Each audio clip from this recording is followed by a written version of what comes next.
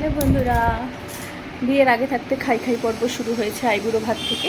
এখনও সেটা কন্টিনিউ চলে যাচ্ছে। তো আজকে আমার পিসির বাড়িতে বিবাহিত ভাতের ইনভাইট আছে। বিয়ের আগে যদি আইবুড়ো ভাত হয় তো বিয়ের পরে তো বিবাহিত ভাতই হবে, জানি না কি বলে। তো ইনভাইট আছে, খেতে যাব, রেডি হয়ে নিয়েছি। তো ভাবলাম তোমাদের সঙ্গে আজকে সবটা শেয়ার করব। তো স্টার্টিংটা বাড়ি থেকে করব আর শেষটা পিসির বাড়ি গিয়ে করবো। খাওয়া দাওয়া সব কিছু দেখাবো। আর বেশি বকবক করবো না, এর থেকে বেশি বকবক করলে দেরি হয়ে যাবে আর শাশুড়ির কোলায় চিৎকার করে বাড়ি মাথায় দেবে। দরকার নেই চিৎকারের। চল, পিসিদের জন্য সামান্য কিছু কিনে নিয়ে চললাম পিসির বাড়ির দিকে।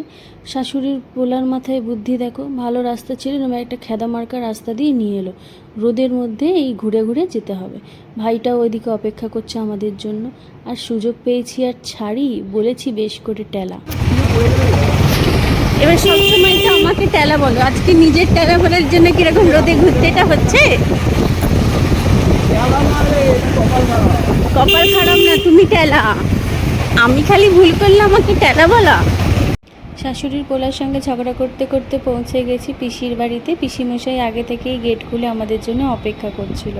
পিসিমশাই খুব রসিক একটা মানুষ, হাসি মজা খুনসুটি করতে পিসিমশাই সবার আগে। আর পিসি তো আমাদের জন্য এলাহি আয়োজন করেছিল, চিকেন পোলাও, প্লেন ভাত, আলু ভাজা, পনির, সালাদ, কিছু বাকি রাখেনি। পিসির গুণের কথা যদি বলতে শুরু করি তাহলে ভিডিও শেষ হয়ে যাবে, কিন্তু পিসির গুণের কথা বলা শেষ হবে না। পিসি ছাদ বাগান, রান্নাবান্না সব কিছুর পাশাপাশি গানের চর্চাটাও এখন করে। পিসি খুব ভালো লেখালেখিও করে, মানে খুব ভালো কবিতা লেখে।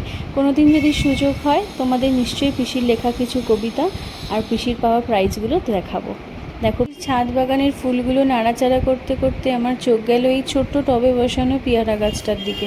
এত ছোট টবে বসানো গাছটা, সাইজেও ছোট, কিন্তু কত পেয়ারা ধরেছে।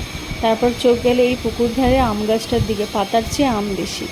যাই হোক, আমরা বিকেলটা শেষ করলাম পেপসি দিয়ে। পেপসিটা খেতে দারুণ ছিল আর আমাদের এই পেপসিটা স্পন্সর করেছিল বিট্টু দাদা। তারপর আমরা পেপসিকে বাড়ির দিকে রওনা দিলাম।